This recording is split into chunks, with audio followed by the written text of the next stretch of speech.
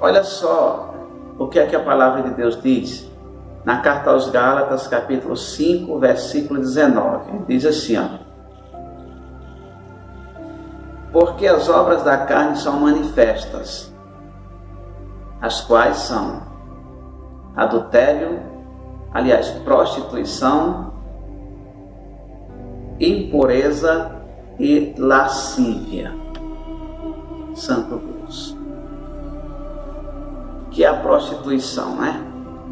Lá no grego, no original, a palavra no original grego é porneia.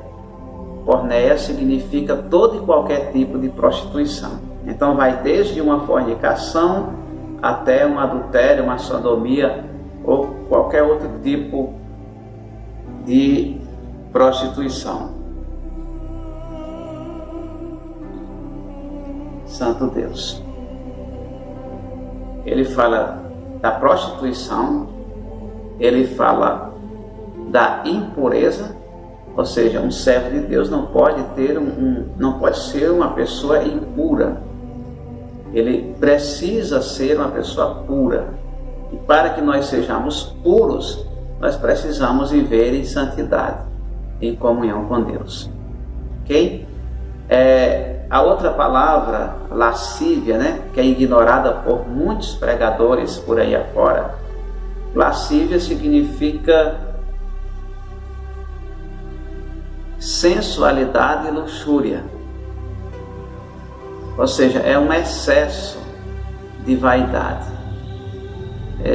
Nós precisamos sermos cristãos equilibrados. Nós nem podemos ir além daquilo que Deus permite, nem podemos retroceder além daquilo que está na palavra. Temos que manter um equilíbrio. Então, a pessoa que se veste com lascívia, ela também está em pecados graves, né?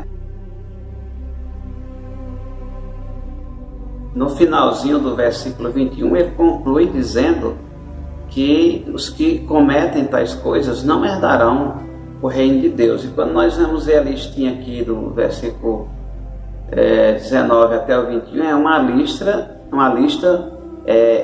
enorme de obras da carne, que quando é praticada sem que haja um arrependimento por parte da pessoa, uma confissão a Deus desses pecados e um abandono desses pecados, a pessoa corre o risco de perder a salvação.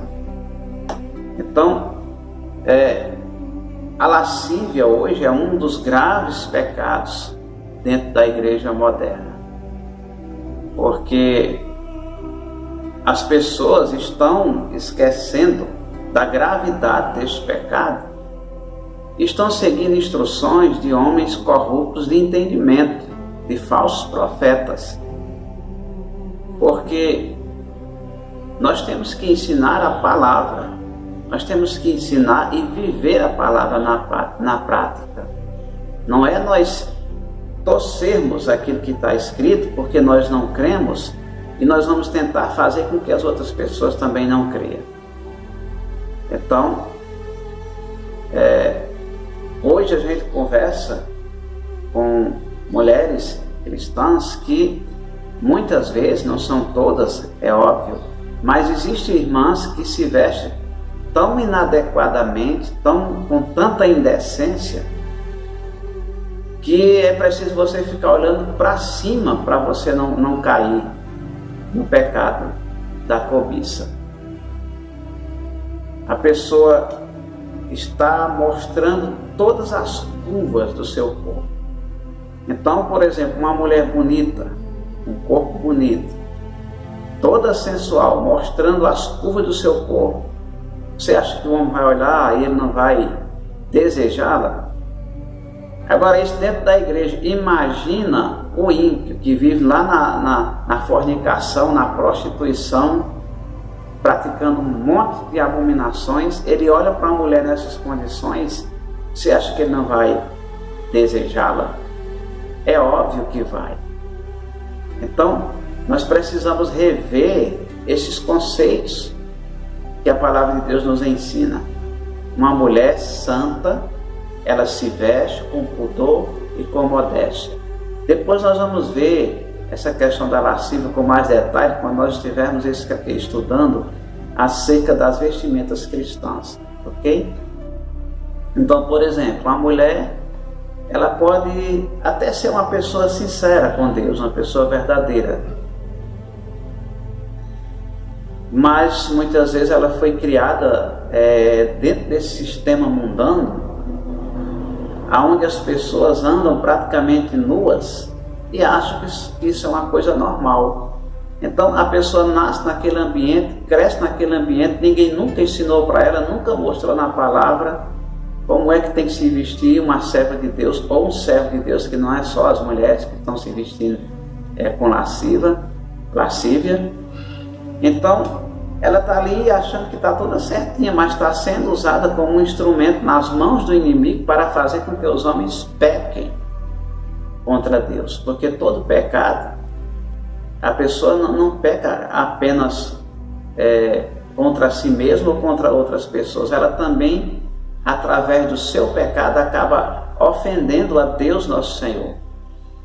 Então está na hora da igreja criar a vergonha na cara e começar a ensinar a palavra do jeito que ela está escrita, sem aumentar e sem diminuir.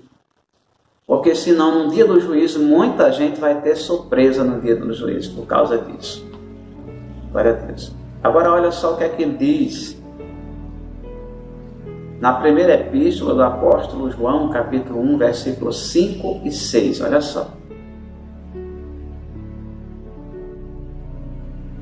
Ele diz assim, e esta é a mensagem que dele ouvimos e vos anunciamos, que Deus é luz e não há nele trevas nenhuma.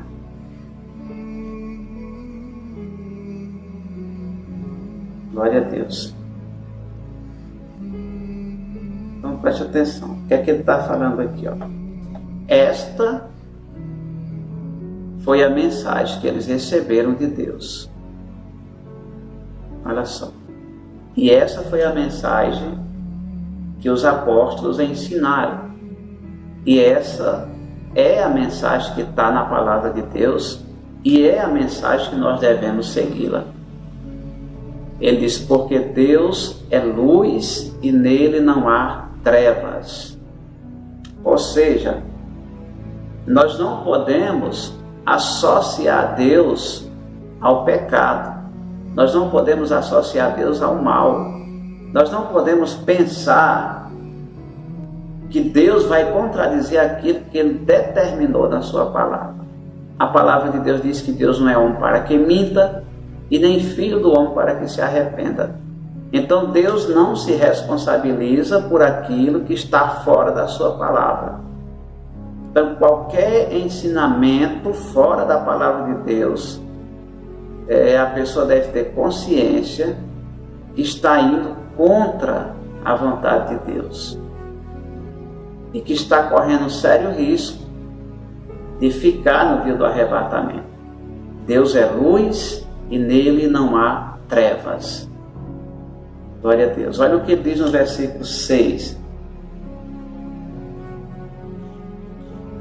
Se dissermos que temos comunhão com Ele e andarmos em trevas, mentimos e não praticamos a verdade. Glória a Deus. Olha só. Isso aqui, irmãos, é muito sério.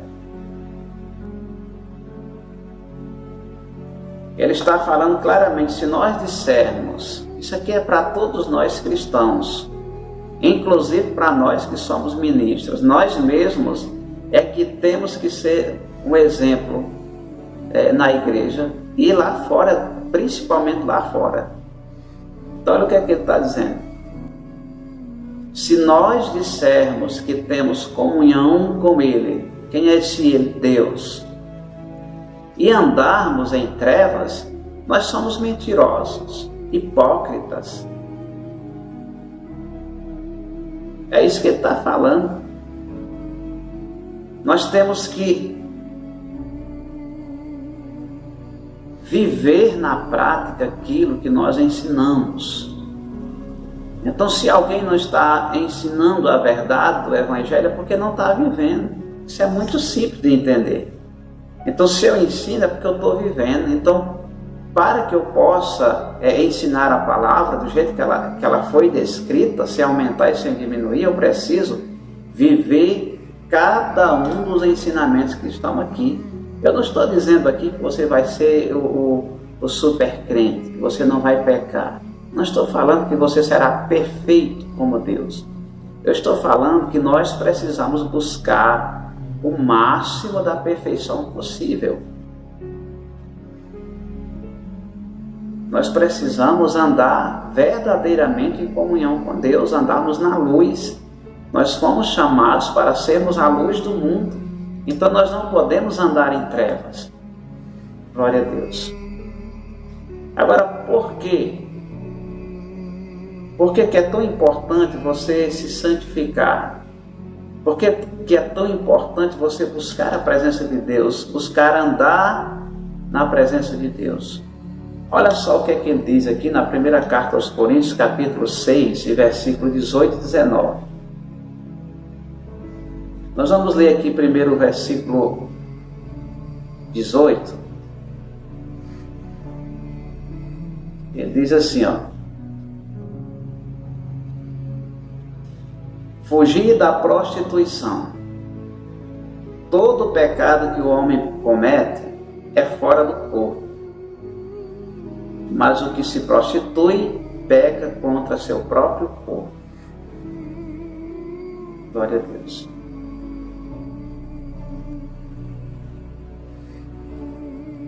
Existem dois pecados terríveis na Bíblia que Deus manda o servo dele fugir deles.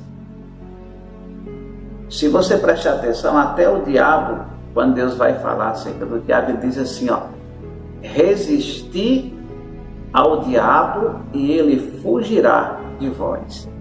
Ou seja, até o diabo, o principal inimigo das nossas almas, Deus manda você resistir que ele vai fugir. Agora, desses dois pecados, Deus diz assim: fuja deles. Fuja, vá para bem longe. Quais são esses pecados? Primeiro, a idolatria. Deus manda você fugir da idolatria.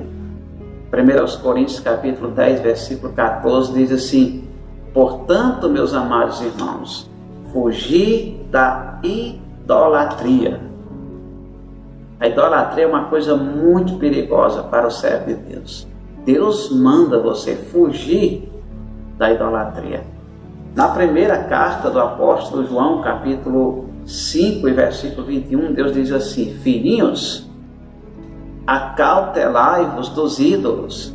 Ou seja, ele está dizendo: tomem cuidado com os ídolos. Olha só. Se não fosse um pecado tão grave, tão perigoso, Deus não mandaria nós fugirmos dele. Entendeu?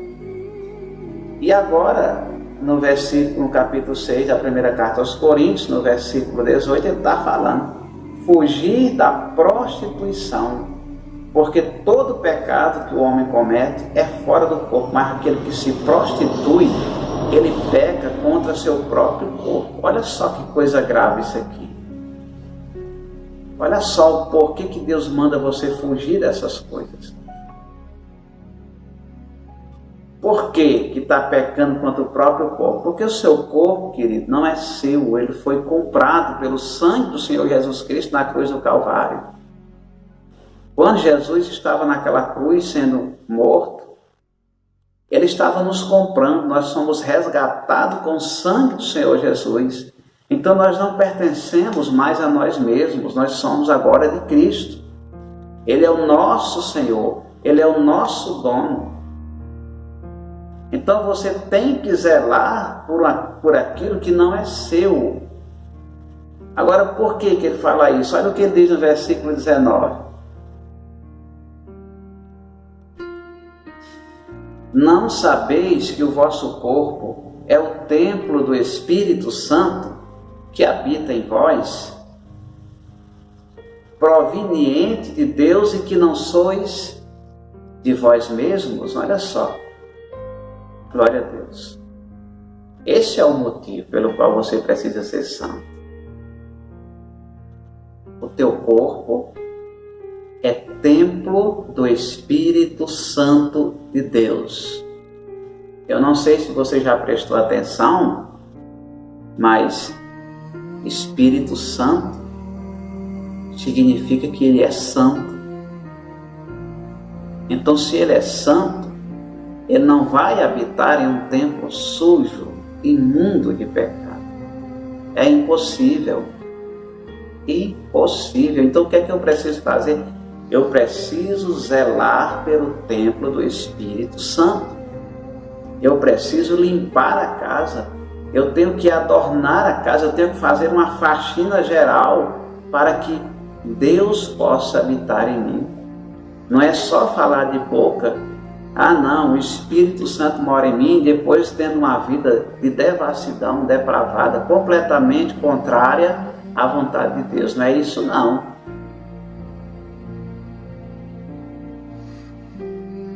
Tem gente que diz assim, não, mas Deus só quer o coração. Deus quer um coração puro e santo, transformado.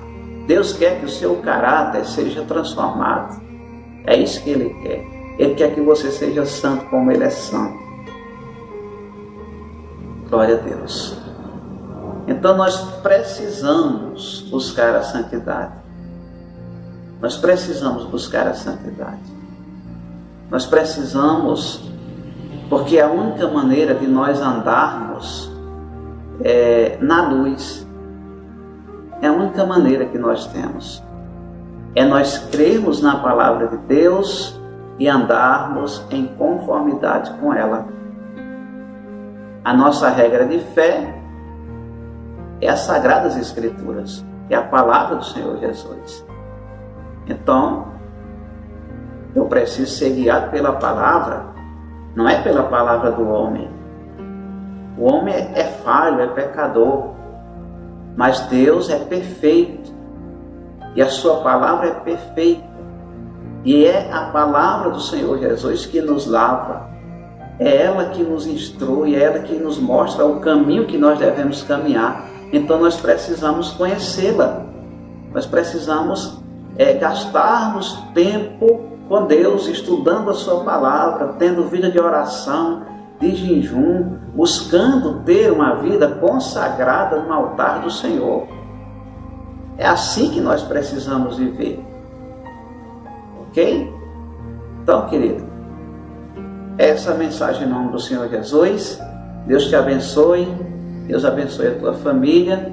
Fica com Deus. Compartilha esse vídeo aí com os teus amigos. Vamos divulgar a palavra de Deus. Vamos fazer com que a palavra do Senhor Jesus ela seja expandida nos